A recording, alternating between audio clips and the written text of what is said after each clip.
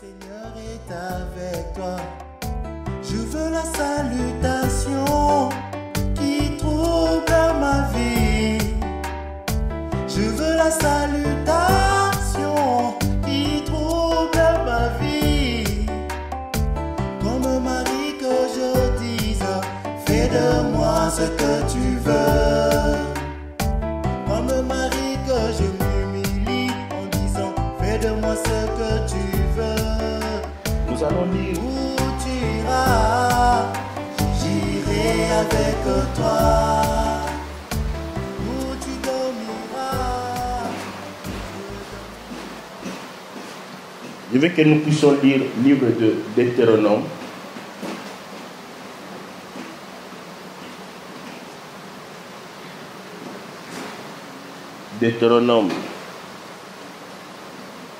Deutéronome chapitre 7.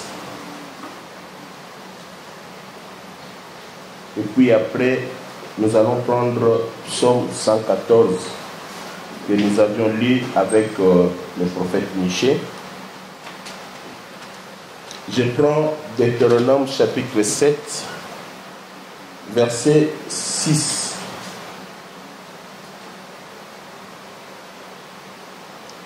Car tu es un peuple saint pour l'Éternel ton Dieu. L'Éternel ton Dieu t'a choisi pour que tu fusses un peuple qui lui appartient entre tous les peuples qui sont sur la face de la terre. Ce n'est point parce que vous surpassez en nombre tout le peuple que l'Éternel s'est attaché à vous et qu'il vous a choisi, car vous êtes les moindres de tous les peuples, mais parce que l'Éternel vous aime. Est-ce que vous trouvez cette précision-là? Amen. Mais parce que l'Éternel vous aime, parce qu'il a voulu tenir le serment qu'il avait fait à vos pères, l'Éternel vous a fait sortir par sa main puissante, vous a délivré de la maison de servitude, de la main de Pharaon, roi d'Égypte. Sache donc que c'est l'Éternel ton Dieu qui est Dieu. C'est Dieu fidèle. Garde son alliance et sa miséricorde jusqu'à la 1000e génération envers ceux qu'il aime et qui observent ses commandements. Amen. Amen. On prend Psaume 114.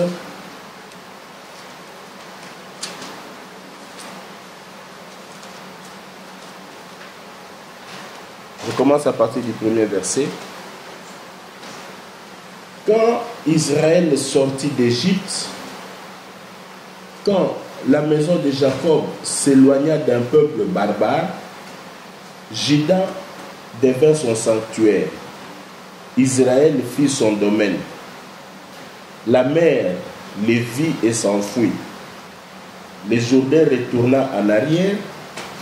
Les montagnes sautèrent comme des béliers, les collines comme des agneaux.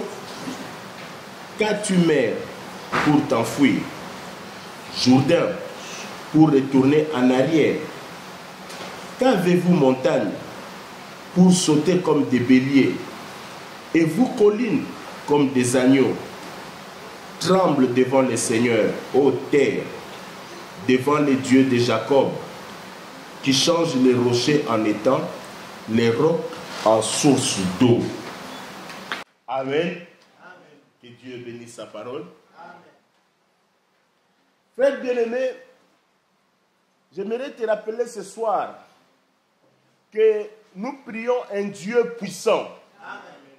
Le Dieu que nous prions, il est vivant. Amen. Le Dieu que nous prions, il agit. J'aimerais que tu puisses croire, frère, avec moi que le Dieu que toi tu pries, c'est un Dieu puissant, un Dieu qui agit, un Dieu qui est fort, un Dieu qui est capable de renverser même tous les projets qui sont faits contre toi, des projets négatifs, Dieu est capable de renverser tous ses projets. Le Dieu que nous prions, ce Dieu-là, l'Écriture dit qu'il prend quelqu'un dans la poussière et il l'élève et le fait asseoir avec les grands. Amen. Ce Dieu-là est grand. Et pour manifester sa puissance, pour que Dieu manifeste sa puissance, frère, il a choisi un peuple. Il a choisi un peuple, et ce peuple, c'était Israël. Amen. Dieu a choisi un peuple pour manifester sa puissance. Et ce peuple, c'était Israël. Et là où nous avons lu, l'Écriture nous dit que Dieu n'a pas choisi Israël parce qu'ils étaient plus nombreux que d'autres peuples. Non. Ou Israël avait quelque chose de particulier. Rien, frère. Ça, c'est l'élection de Dieu. C'est l'amour de Dieu. Il dit que je t'ai choisi parce que je t'aime. Amen. C'est comme un homme qui tombe amoureux d'une femme. Pour lui, pour cet homme-là, la femme dont il est tombé amoureux, c'est la plus belle femme. Amen. Pour ceux qui sont mariés, frères, avant que tu te maries, est-ce qu'il n'y avait pas d'autres femmes? Mais ton élection est tombée sur la femme que tu as. Maintenant, si on te pose la question, qu'est-ce qu'elle a de différent avec les autres femmes? En réalité, elle n'a rien de différent avec les autres femmes. Est-ce que vous comprenez? Elle n'a rien de différent. C'est une femme comme toute autre femme. Mais pourquoi tu l'as aimée? Tu ne peux pas expliquer ça, frère. Est-ce que l'église est avec moi? Tu ne peux pas expliquer. Si on te pose la question, tu diras simplement que mon cœur, quand je l'ai vu, j'ai senti que c'est ça. N'est-ce pas, frère? Si on te pose la question, mais donne-nous l'argument. Parce que quand on aime une femme, je peux comprendre quelqu'un qui dit que non, j'étais en train de l'observer, j'ai vu ses actes, après je suis tombé amoureux. Là, je peux comprendre, ça c'est différent. Mais je parle de celui qui tombe amoureux, c'est-à-dire qu'il aime, c'est tout, un point, un trait. Maintenant, Dieu dit que j'ai aimé Israël. Est-ce que l'église est avec moi? C'est-à-dire que ce n'est pas que Israël était plus nombreux que les autres peuples, ou qu'ils avaient quelque chose de particulier, mais ça c'est l'amour de Dieu. De la même manière qu'il a fait avec Israël, il le fait aussi aujourd'hui, frère. Regardez dans ta famille. Il n'y a pas que toi dans ta famille. Tu as des frères, tu as des sœurs. Amen. Mais Dieu t'a choisi. Ça c'est l'amour de Dieu. L'amour de Dieu, l'Écriture dit que ça ne dépend pas de celui qui court ni de celui qui veut. Ça dépend de Dieu lui seul. C'est-à-dire que Dieu t'a aimé, il t'a choisi et il s'est révélé à toi. Il n'y a pas de raison quelconque pour dire que non, Dieu m'a choisi parce que je suis mieux. Je suis mieux dans ma famille, je suis mieux que les autres. Tu n'es pas mieux que les autres frères. D'ailleurs, si on observe bien, on trouvera que le plus méchant dans la famille, peut-être c'est toi. Le plus mauvais, le plus médiocre, peut-être dans la famille, c'est toi. Mais Dieu t'a choisi. Dieu t'a choisi. Donc, ça ne dépend pas de toi, ça ne dépend pas de tes efforts. Ce n'est pas parce que, non, tu vois, frère, moi j'avais déjà l'amour déjà au départ dans mon cœur. Non, ça ne dépend pas de ça. Ça dépend de Dieu seul qui fait l'élection. Parce que c'est Dieu seul qui fait l'élection, frère. Voilà pourquoi, à cause de ça, frère, si on a compris ça, on ne peut pas être des orgueilleux. Amen. On ne peut pas, frère. On ne peut même pas s'enorgueillir. Avoir de l'orgueil, non. C'est une grâce que Dieu nous a faite, c'est sa miséricorde. Il m'a choisi un point, un trait. Écoutez ce que l'Écriture dit. L'Écriture dit, j'ai aimé Jacob, j'ai haï Ésaü. Est-ce que l'Église est avec moi? Maintenant, Paul explique que avant même la naissance des enfants, avant même qu'ils fassent le bien ou le mal, l'élection de Dieu était déjà sur Jacob. De la même manière que Dieu avait choisi Abraham, de la même manière qu'il avait choisi Jacob, c'est de la même manière qu'il t'a choisi toi aussi, frère. Voilà pourquoi tu dois t'estimer heureux. Rien que pour ça, frère. Rien que pour ça. Est-ce que l'église est avec moi? Rien que pour ça, bien-aimé, tu peux être un homme heureux. Tu peux te réjouir et être content que Dieu m'a aimé. Il m'a choisi. L'élection de Dieu est tombée sur moi. Est-ce que vous comprenez ça? L'élection de Dieu est tombée sur moi. Dieu m'a aimé et il m'a choisi. Et il a fait de moi son enfant. Ça, c'est une grâce. Tu ne le mérites pas. Amen. Mais Dieu qui a choisi Israël, l'Écriture dit que il a choisi ce peuple, c'était pour manifester sa gloire. C'était pour manifester sa puissance. Est-ce que l'Église est avec moi? Or, l'Écriture dit que Dieu ramène toujours ce qui est passé. Il n'y a rien de nouveau sous le soleil.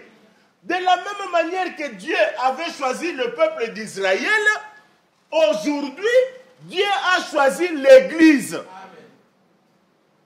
Aujourd'hui, Dieu a choisi l'Église.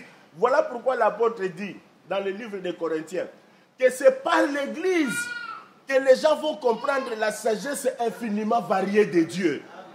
C'est par l'Église que les gens doivent voir la puissance de Dieu. C'est-à-dire que si Dieu existe réellement, le canal que Dieu a choisi aujourd'hui pour manifester sa puissance, manifester qu'il existe, c'est l'Église. Est-ce que vous voyez la responsabilité de l'Église? Or, toi, tu fais partie de l'Église. Amen. Donc, tu as une responsabilité. Mais regardez, frère. Regardez. Dieu qui a choisi Israël, même si Israël était choisi par Dieu, mais Israël se retrouve en Égypte comme esclave.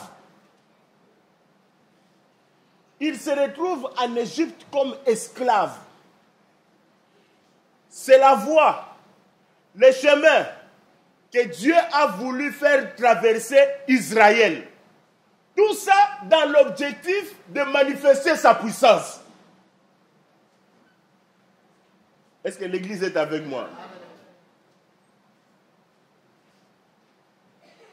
Maintenant, regardez, frère. Regardez. Israël, pour qu'il soit délivré, il fallait la mort d'un agneau. Parce que tous les miracles qu'on a fait en Israël, tous les miracles que Moïse a fait, tous ces miracles-là n'ont pas pu délivrer Israël. Or, pour qu'Israël soit délivré, il fallait la mort d'un agneau. Or, quand on parle de la mort d'un agneau, en réalité, c'était le premier-né, le fils premier-né de Pharaon.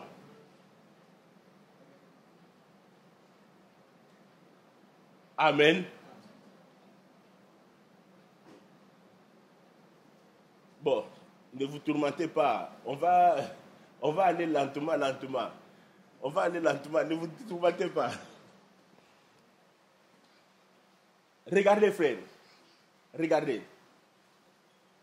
Israël en esclavage, cela n'a pas empêché Dieu de manifester sa puissance. Amen. Dieu a manifesté sa puissance. Israël est sorti. Et quand Israël est sorti, maintenant là je suis dans le psaume 114. Si tu lis le psaume 114, je veux que nous puissions relire le psaume 114, mais en commençant par le verset 3. On va lire, ça c'est ma traduction, on va lire ma traduction. C'est-à-dire psaume 114. On commence à partir du verset 3 et puis on va remonter au premier verset. Regardez frère, à partir du verset 3. La mer les vit et s'enfuit. Le Jourdain retourna en Israël. Les montagnes sautèrent comme des béliers. Qu'as-tu, mer, pour t'enfuir, Jourdain, pour retourner en arrière? Qu'avez-vous, montagne, pour sauter comme des béliers, et vous, collines, comme des agneaux? Tremble devant le Seigneur, ô terre, devant le Dieu de Jacob. En réalité, quand tu lis ces versets, frère, quand tu lis ces versets et que tu poses la question, comme le psalmiste a posé la question à la mer, on lui pose la question, mer, mais pourquoi tu fuis? Parce que celui qui était devant la mer, c'était Israël. C'était Israël qui était devant la mer. Maintenant, si tu poses la question à la mer, mais Israël, tu es là devant. Devant toi, c'est ton peuple d'Israël. Mais pourquoi tu fuis? Tu poses la question aux montagnes. Mais montagnes, quand Israël passe, pourquoi est-ce que vous tremblez? Pourquoi? Écoutez la réponse qu'ils vont te donner, frère.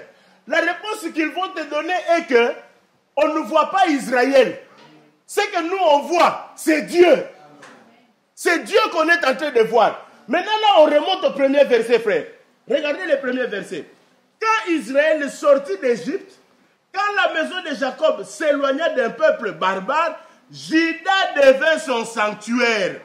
Israël fit son domaine. C'est-à-dire que, suivez-moi très bien, frère, suivez très bien. C'est ici que nous avons des problèmes dans nos églises. Est-ce que l'église est avec moi? Nous avons des problèmes même dans toutes les églises. Parce que, regardez frère, le travail qu'on est en train de faire, le travail d'un ministre, parce que ça c'est la responsabilité d'un ministre, je vais revenir là-dessus. Regardez frère, Dieu dit ceci. Maintenant je mets tous ces versets ensemble. C'est-à-dire que si tu poses la question à la mer, mais pourquoi tu fuis? La mer te dira que je suis en train de fuir. Je n'ai pas vu Israël, mais j'ai vu Dieu. La condition de Dieu était que Israël, si tu sors de l'Égypte et que tu t'éloignes d'un peuple barbare, tu seras mon sanctuaire.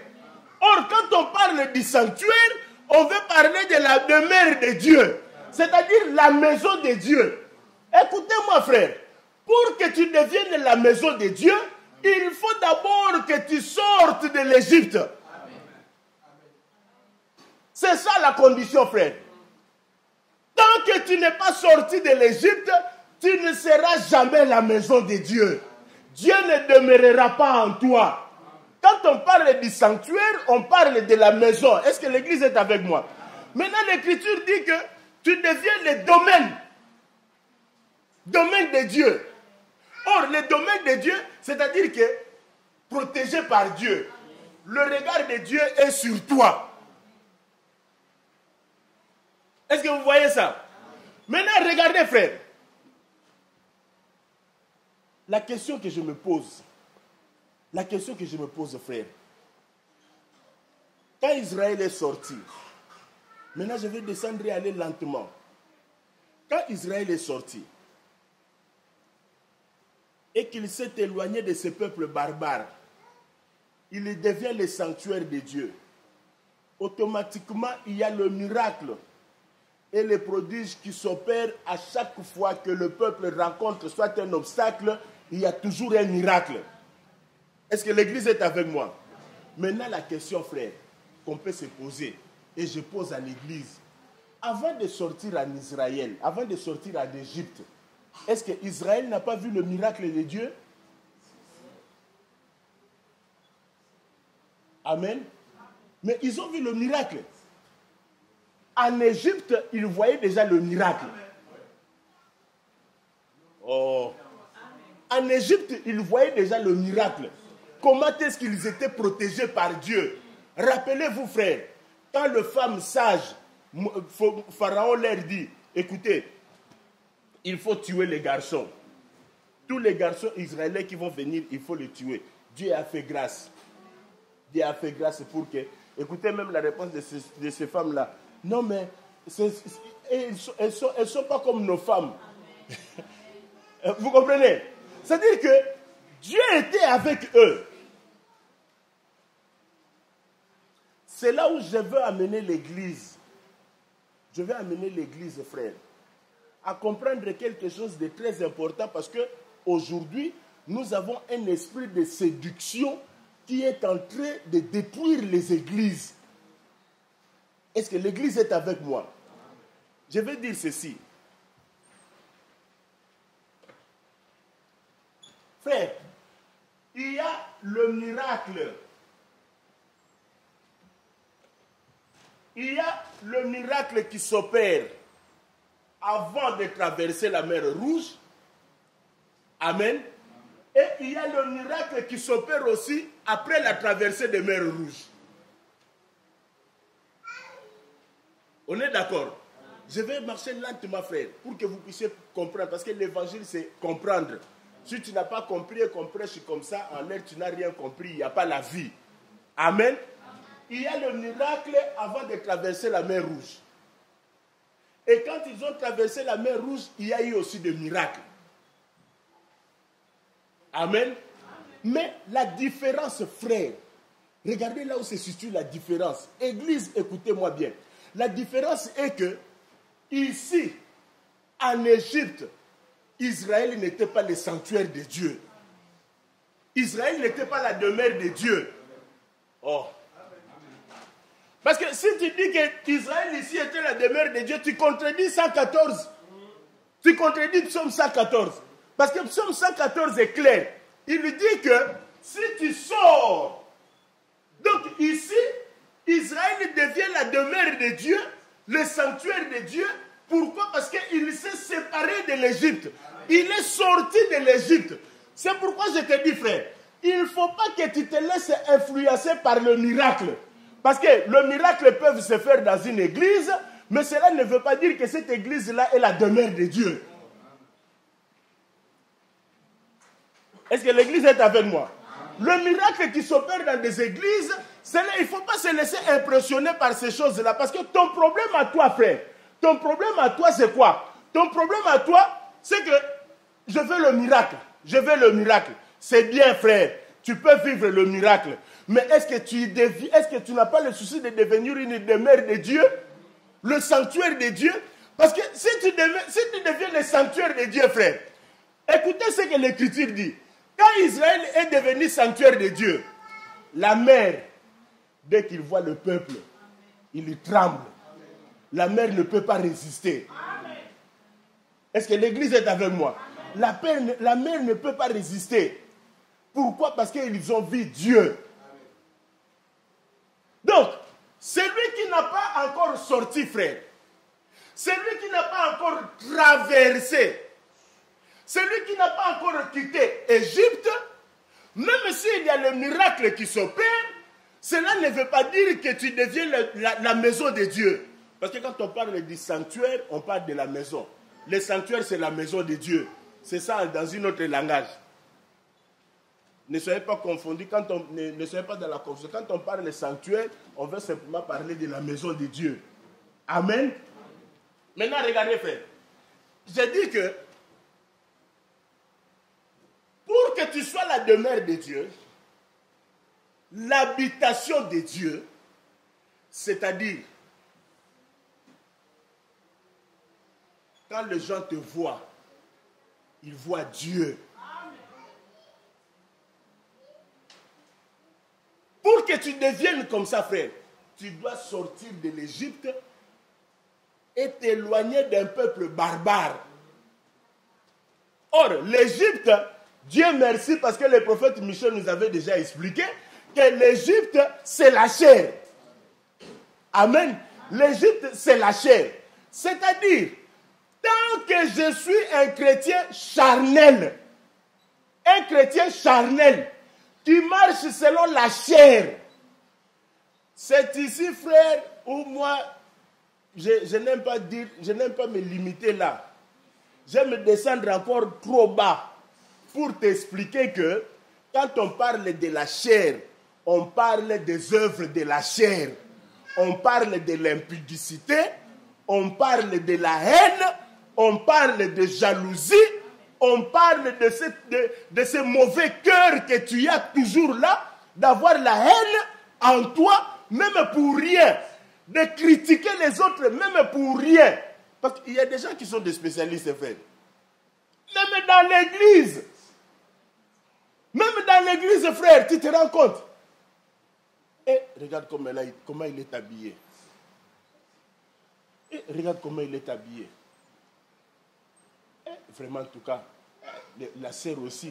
Comment il a épousé ses frères? Il n'a pas regardé avant. Donc, c'est-à-dire que quelqu'un qui vient dans l'église, mais avec des comportements pareils, tu ne seras jamais la demeure de Dieu.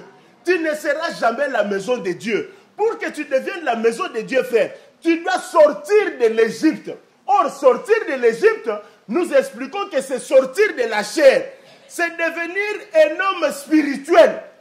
Tu ne peux pas sortir sans la mort de l'agneau. Quand on dit que tu sors, frère, écoutez-moi très bien, frère. Sortir, c'est une force qui vient de Dieu. C'est par la mort de l'agneau que tu peux avoir le pouvoir de sortir. Tu ne le feras pas de toi-même. Est-ce que l'Église entend ce que je dis? Tu ne le feras pas de toi-même, frère. Écoutez, je vais venir là. Parce qu'aujourd'hui, nous avons des chrétiens qui sont en train de forcer la nature. La nature d'un enfant de Dieu, frère. La nature d'un enfant de Dieu, ce n'est pas quelque chose de forcé. Si tu es né de nouveau, comment expliquer ces choses, frère? Regarde. Est-ce que vous savez que il y a des comportements qui sont liés à la culture? Hein? Il y a des comportements qui sont liés à la culture. C'est-à-dire que si tu es français, tu ne peux pas échapper à ces comportements-là. Vous comprenez? Il y a des comportements qui sont liés à la culture congolaise. C'est-à-dire que tant que tu es congolais, ces comportements-là se manifesteront toujours. Nous savons que les Congolais sont des grands prêtres, mais qui n'ont rien. Ils parlent beaucoup, mais ils n'ont rien. Tu es lié à ça. Est-ce que vous comprenez ça? Il y a des comportements qui sont liés comme ça à la culture. Maintenant, je donne cet exemple simplement pour te faire comprendre que quand tu es né de nouveau, c'est-à-dire que si tu sors, parce que celui qui sort, regardez frère, celui qui sort, qui traverse la mer et il passe de l'autre côté, en réalité, frère, c'est la mort et la résurrection. Amen. Et quand tu le ressuscites de l'autre côté, oh, mais c'est ce que l'Écriture nous dit, non? L'Écriture dit quoi? L'Écriture dit que le traverser de la mer Rouge, c'est l'image du baptême. Or, quand on parle du baptême, on parle de la mort et de la résurrection. N'est-ce pas? Donc, c'est-à-dire que la personne qui est morte est ressuscitée. Il est ressuscité, c'est une nouvelle créature. C'est une nouvelle créature. C'est-à-dire que tu n'es plus congolais, tu n'es plus français. On ne peut plus voir les comportements des Congolais, ni les comportements des Français, ni le comportement des Ivoiriens. Le comportement qu'on verra, c'est le comportement des enfants de Dieu. Voilà pourquoi Israël dit ceci, Dieu dit ceci pour Israël. Regardez, quand l'Écriture dit que Dieu les a amenés sous les ailes comme un aigle, ce n'était pas ici, c'était de l'autre côté. Amen. C'était de l'autre côté que le peuple d'Israël était sous les ailes de l'aigle. Or, l'aigle, c'est Dieu lui-même. Maintenant, en d'autres termes, j'utilise un autre langage. C'est-à-dire que Israël, parce que l'aigle ne marche pas sur la terre, hein. L'aigle est au ciel. Amen. Quand Dieu amène Israël sous ses ailes, comme l'aigle, c'est-à-dire Israël est au ciel. Donc, Israël, on le voit sur la terre, mais en réalité, il est au ciel. Oh. C'est la parole. Jésus explique, il dit, vous êtes dans le monde, mais vous n'êtes plus du monde. Oh, bon, on est dans le monde, mais on n'est plus du monde. On est où?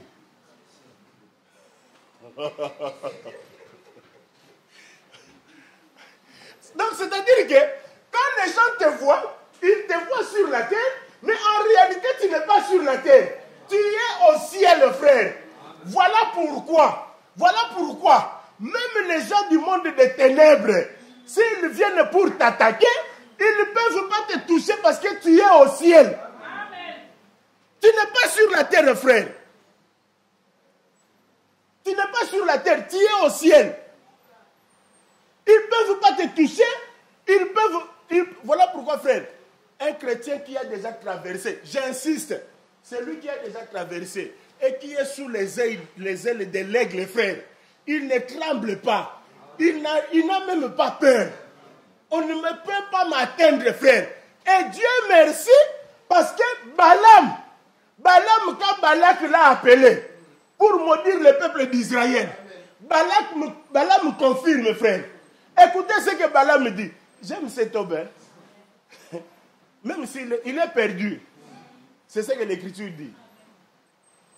Oh, c'est ce que l'Écriture dit, non? Mais est-ce que comme il est perdu, cela veut dire que tout ce qu'il a dit est devenu mensonge? Voilà l'erreur que nous faisons aussi dans nos églises. C'est-à-dire, frère, non, le frère là est perdu. C'est-à-dire que, comme il est perdu, on croit que tout ce qu'il avait dit, même si c'était la vérité, c'est fini, frère. C'est fini, ça devient le mensonge. Mais qui t'a enseigné comme ça, frère? Hein? Qui t'a enseigné comme ça? Ça, c'est quel enseignement, frère? Ça, c'est quel enseignement? Que Dieu me garde et me protège. S'il arrivait que je me perds aujourd'hui, cela ne veut pas dire que tout ce que j'ai prêché est mauvais. Tout ce que j'ai prêché, vous avez des preuves dans la Bible, n'est-ce pas, l'Église? Mais que Dieu me garde parce que je ne veux pas me perdre. Amen. Donc, je dis que Balaam, quand il est venu, frère, je ne sais pas si l'Église, vous avez déjà eu le temps de lire cet homme. Écoutez ce que cet homme dit. D'ailleurs, il dit ceci. Il dit que moi, Balaam, fils de Péor, quand je me mets à genoux, mes yeux s'ouvrent. Oh, Balaam, donc tu es aveugle. Non, il n'était pas aveugle, il voyait. Mais quand il parle des yeux qui s'ouvrent, des yeux qui s'ouvrent, c'est les yeux spirituels. Amen. Parce qu'il y a des choses qui se font spirituellement, avec les yeux humains, tu ne peux pas voir, frère. Il y a des choses, frère, qui se font, tel qu'on est là. Il y a des choses spirituelles qui se font avec nos yeux. Oh, bien-aimés, rappelez-vous, frère, quand ils sont venus pour arrêter les prophètes, Élisée, est-ce que vous vous rappelez? Les serviteurs étaient là. Quand il a vu l'armée, il a commencé à trembler. Il lui dit, maître, mais c'est fini, on est mort, c'est fini. Lui, il était calme. Il dit, ne t'inquiète pas. Ceux qui sont avec nous, ils sont plus nombreux. Il dit, mais moi je ne vois rien. Je ne vois rien. Voilà pourquoi tu trembles, parce que tu ne vois rien. Tu trembles parce que tu ne vois rien. Mais que Dieu te fasse grâce, frère. Que Dieu te fasse grâce et qu'il t'ouvre les yeux spirituels. Pour que tu... C'était ça même la prière de Paul. Hein? Il dit, Seigneur, tu peux leur ouvrir les yeux spirituels pour qu'ils puissent voir la richesse que nous avons. Tu minimises cet évangile, frère. Mais je te dis, c'est une grande richesse. Tu as cet évangile, tu as tout. Tu ne peux même pas t'inquiéter. Oh, pasteur, je ne comprends rien. Dans mon compte, il n'y a rien. Dans ton compte, il y a quelque chose. Dieu est Dieu de miracles. Le Dieu que tu pries, frère. Mais c'est normal, tu ne vois rien parce que tu es aveugle. Oh, dans mon compte, il n'y a rien. Dans ton compte, il n'y a rien parce que tu es aveugle. Si Dieu t'ouvre les yeux, tu verras que dans ton compte, c'est plein. Regardez, frère, il tremble. Oh, maître, on va mourir. Mais écoutez l'homme de Dieu. Il avait l'assurance. Pourquoi? Parce que les yeux étaient ouverts. Oh Seigneur, ouvre les yeux de tes enfants. Que Dieu nous ouvre les yeux, frère. Écoutez la prière de l'homme de Dieu. Seigneur, ouvre-lui les yeux. Maintenant, quand Dieu lui a ouvert les yeux, il a vu l'armée qui était avec eux. Il s'est dit, waouh, c'est à ce moment-là qu'il a eu la joie. Frère, écoutez-moi ce soir. Écoutez-moi très bien, frère. L'évangile que nous vous prêchons, frère, tu n'as pas besoin de sentir. Parce que je te dis, frère, cet homme-là, il était là. L'armée céleste était là. Même dans son corps, il n'a rien senti. Il n'a pas dit au prophète, oh, prophète, je sens la présence. Je sens. Toi, tu as besoin de sentir. Pourquoi tu as besoin de sentir, frère? Ils sont là, tu n'as pas besoin de sentir ça dans ton corps. Tu n'as pas besoin de sentir ça dans ta chair. Tu as besoin de croire. C'est ça ton besoin. Tu crois que Dieu est fidèle. J'ai traversé la mer Rouge, je suis de l'autre côté, je suis devenu le sanctuaire de Dieu. Amen. Mais pour que tu deviennes le sanctuaire de Dieu, il faut que tu traverses de l'autre côté, frère. Quand on parle de l'autre côté, on parle de quitter Égypte et de s'éloigner d'un peuple barbare. Amen. Vous savez le peuple barbare? Barbare, c'est-à-dire quoi? Barbare, c'est celui qui parle, il a un langage que les gens ne comprennent pas. Hein, oui. C'est ça la définition, non? C'est ça la définition d'un barbare. Est-ce que vous comprenez ça? Livre d'Ésaïe, hein? Ésaïe explique. Un peuple barbare, c'est un peuple qui n'a pas l'enseignement. Parce que l'enseignement est clair. Quand on a l'enseignement, on s'exprime clairement. Est-ce que l'Église comprend ce que je dis? Quand on a l'enseignement, on explique clairement. Le langage est clair. Maintenant, Dieu dit ceci. Il dit que il faut que tu t'éloignes de l'Égypte. Tu sors de l'Égypte et que tu t'éloignes d'un peuple barbare. Il veut simplement dire ceci. Tu dois sortir de la chair, des œuvres de la chair, et de t'éloigner des faux enseignements. Pour que tu deviennes la demeure de Dieu, la maison de Dieu. Éloigne-toi des faux enseignements, frère. Voilà pourquoi nous vous prêchons ce soir. Celui qui te prêche, frère, prenez quand même la peine de vérifier dans les Écritures. J'ai entendu un frère, un prédicateur dit, aujourd'hui, nous prêchons plus que Paul. Nous prêchons des choses que Paul n'a pas prêchées. Après, il dit ça. Après, je le vois. Bon, on va lire dans le livre des Romains. Mais tu prêches des choses que Paul n'a pas prêchées. Pourquoi tu lis Romains? Pourquoi tu lis Romains? Parce que Romains a été écrit par Paul. Si tu prêches des choses que Paul n'a pas prêchées, ne lis pas le livre des Romains. Crée lis ta Bible. Fais ta Bible, frère. Parce que si tu utilises les écrits de Paul, sache que tout ce que tu prêches, Paul l'a prêché. C'est là où nous disons, frère, un prédicateur qui contredit Paul, qui prêche des choses que Paul n'a pas prêchées, c'est un barbare. Amen. Est-ce que l'Église entend ça? Amen. Un prédicateur qui prêche des choses, qui dit des choses que Paul n'a pas prêchées, il dit des choses donc qui n'ont même pas de base dans la Bible. C'est un barbare. Et Dieu te dit, pour que tu deviennes le sanctuaire de Dieu, la maison de Dieu, tu dois sortir de l'Égypte. Est-ce que l'Église est avec moi?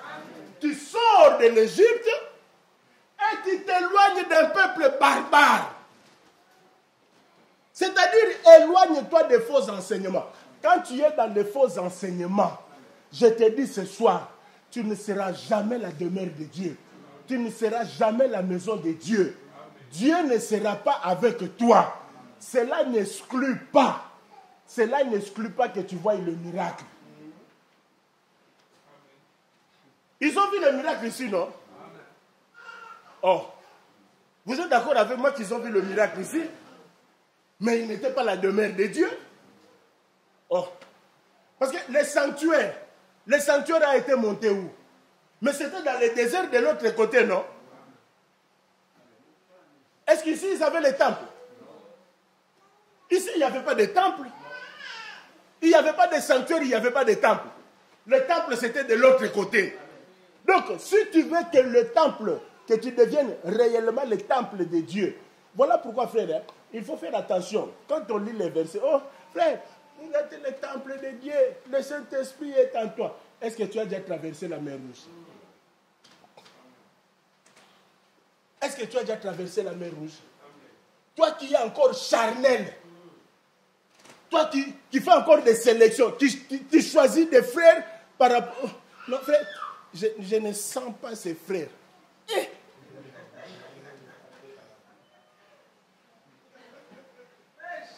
Je ne sens pas.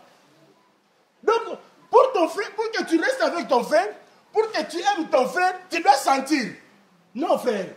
Écoutez, il y a des choses qui sont charnelles. Et on se cache derrière les choses spirituelles.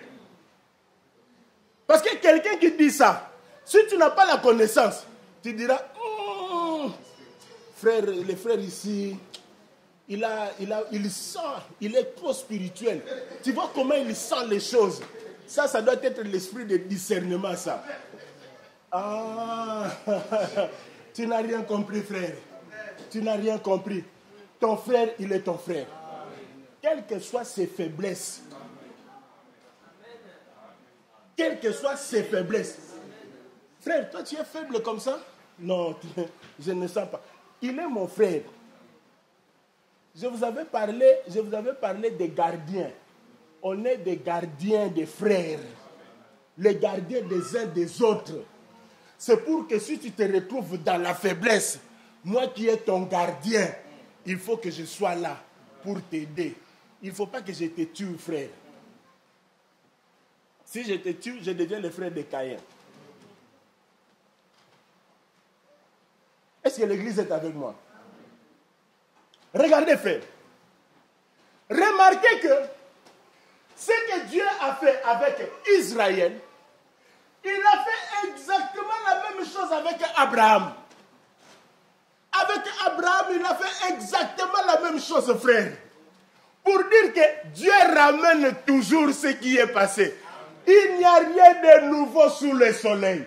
Même quand tu nous prêches l'évangile, frère, des choses que tu nous prêcheras. Frère, je vais vous prêcher des choses que vous n'avez jamais entendues. Sinon, on n'a pas entendu ça. Mais ça a déjà été prêché. Amen. Tu n'es pas le premier à le prêcher.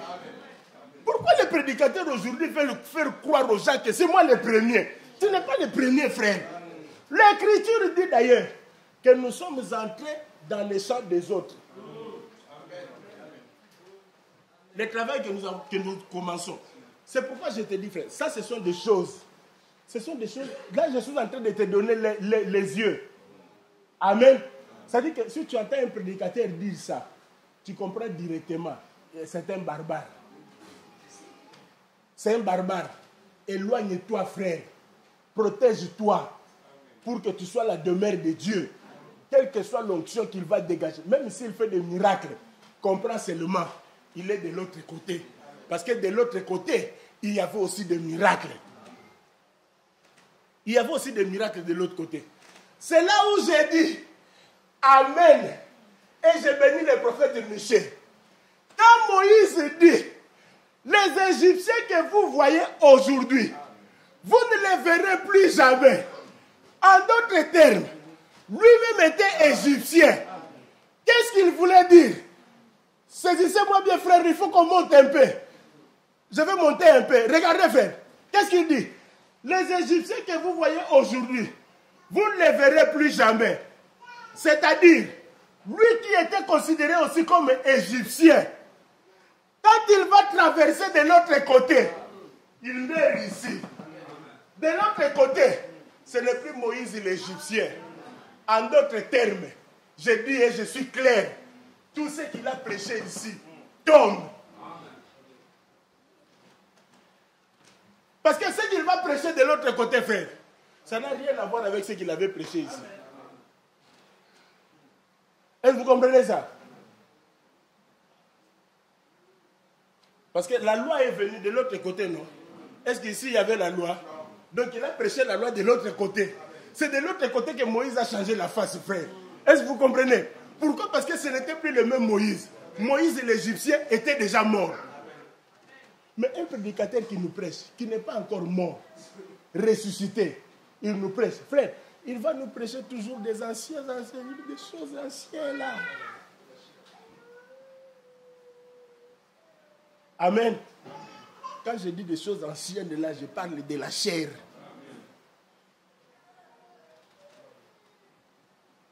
C'est ça, il nous prêchera toujours la chair. Jamais il nous parlera de Cana ou de la ville sainte, non. Frère, regarde déjà la voiture, la grande voiture que Dieu te donne. Regarde déjà le mariage que Dieu te donne. Frère, on a besoin de tout ça. Amen. Si on dit aujourd'hui, non frère, on n'a pas besoin de voiture, on est des saints, c'est un mensonge. On a besoin de tout ça.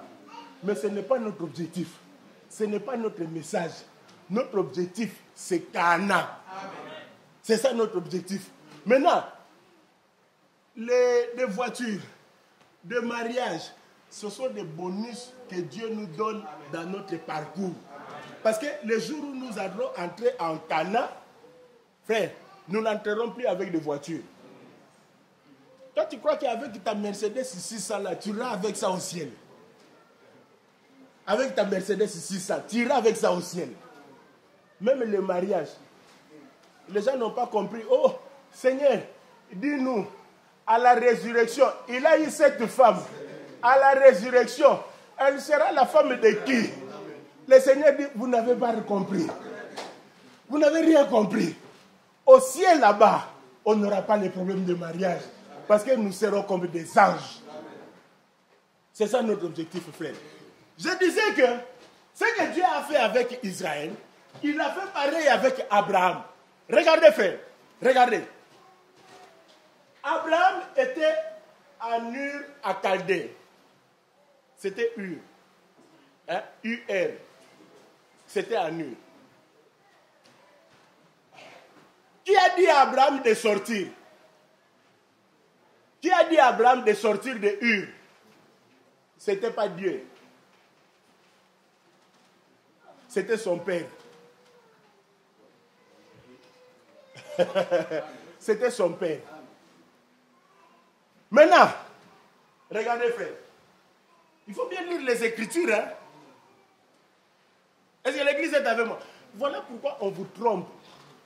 On vous trompe parce que vous ne lisez pas les Écritures. Quelqu'un qui vient, il vous dit des choses qui n'ont pas de base. Amen, amen, amen, frère. Que Dieu te bénisse, prédicateur. Est-ce que c'est écrit? Celui qui a dit à Abraham de sortir, la première personne, c'était son père. Regardez, frère. Lisez, vous allez voir. Je suis en train de vérifier. Vérifiez, frère. Ça, c'est bien, il faut vérifier. Je suis dans Genèse. Je suis dans Genèse, chapitre 12. Je suis dans Genèse. Je commence par le chapitre 11. Regardez, frère. Genèse, chapitre 11. Est-ce que l'église est avec moi? Je commence à partir du verset 28. Oh, le temps. Non, on lit 29. On commence 29. Abraham et Nacor prirent des femmes. Le nom de la femme d'Abraham était Saraï, et le nom de la femme de Nacor était Milka, fille d'Aran, père de Milka et père de Gisca. Saraï était stérile. Elle n'avait point d'enfant. Regardez verset 31. Térak prit Abraham son fils, et Lot, fils d'Aaron, fils de son fils, et Saraï, sa belle-fille, femme d'Abraham, son fils, ils sortirent ensemble d'Ur, en Chaldéen, pour aller au pays de Canaan. Ils vinrent jusqu'à Charan et ils s'y habitèrent. Et vous avez vu ça? Regarde, frère. Regarde. J'explique, suivez. Regardez.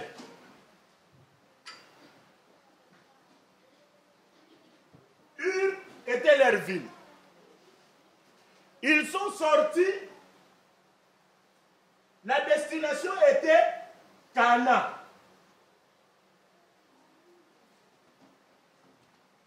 Amen. Ils arrivent ici à Charan. Ils restent ici. C'est-à-dire, le père d'Abraham, il dit à Abraham, Abraham, il faut qu'on sorte. Destination Canaan. Mais arrivé à Charan, il s'arrête. Est-ce que vous voyez ça?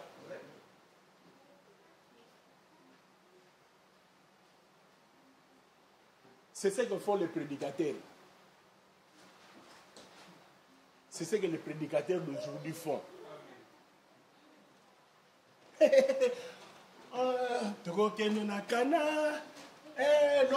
Tout ça, ils vous parlent du ciel.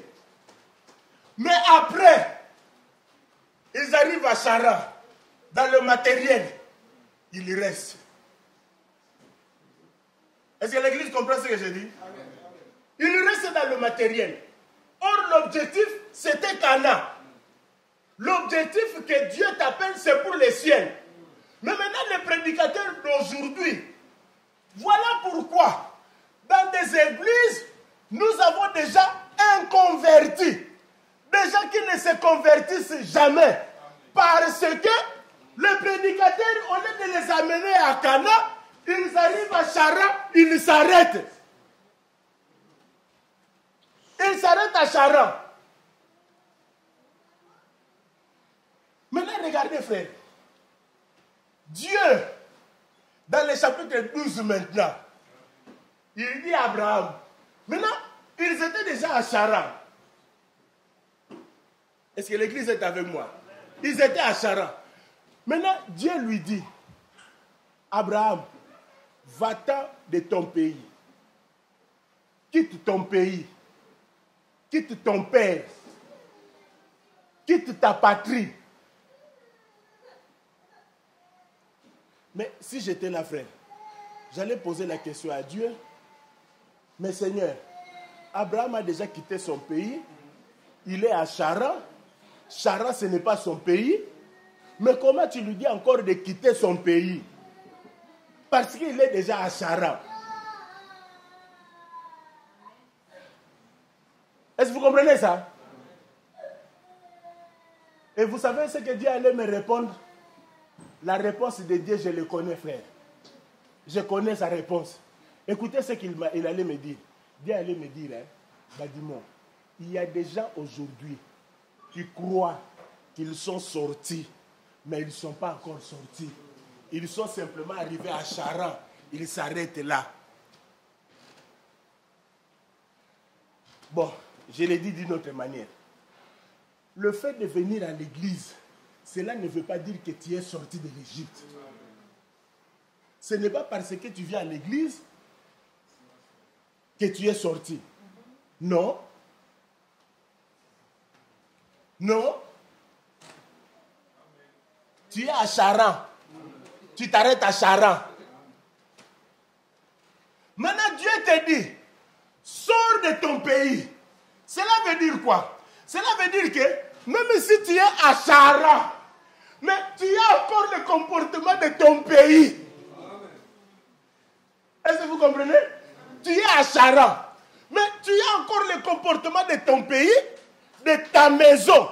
Tu te comportes comme si tu étais encore dans ta maison, mais tu es à Charan.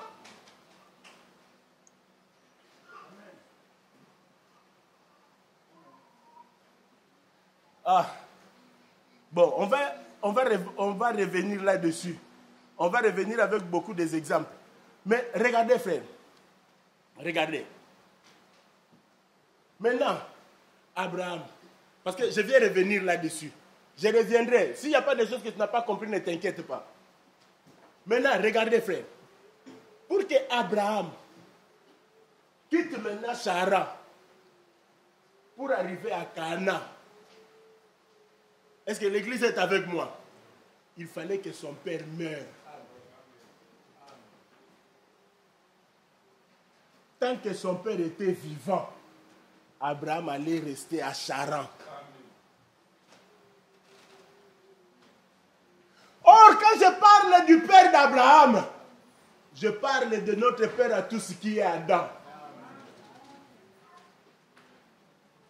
Or, quand on parle d'Adam, on parle de la chair. Parce que Adam est charnel. Adam, c'est la chair. Maintenant, pour que tu arrives à Canaan, Adam doit mourir. Or, Adam meurt où? C'est quand tu traverses l'eau, frère. Quand tu traverses la mer, c'est là où Adam meurt.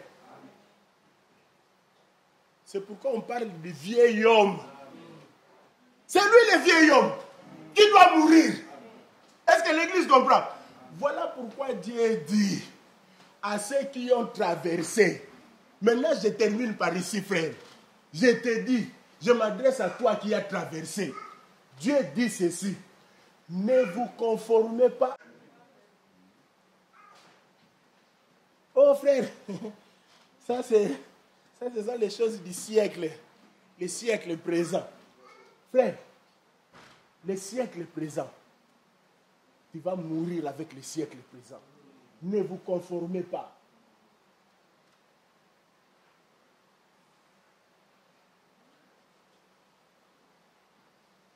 Même dans ton habillement, ma soeur. Parce que ça, c'est le siècle, c'est la mode d'aujourd'hui. La mode d'aujourd'hui, la sœur, quand elle parle là, jibe ici. Ne vous conformez pas. C'est ce que l'Écriture dit. Est-ce que l'Église comprend ce que je dis? Ne vous conformez pas aussi. Ah là, il n'y a pas beaucoup d'amen, hein? J'insiste. Comme il n'y a pas d'amen, j'insiste là. Ne vous conformez pas. Ne vous conformez pas au siècle présent. Si tu veux être la demeure de Dieu, oh non frère, tu sais que là on est dans le siècle où on a besoin d'avoir 2 femmes, 3 femmes. Hein? Parce que l'autre va travailler, il va m'amener 500 €. Ça c'est le siècle présent. Ne vous conformez pas.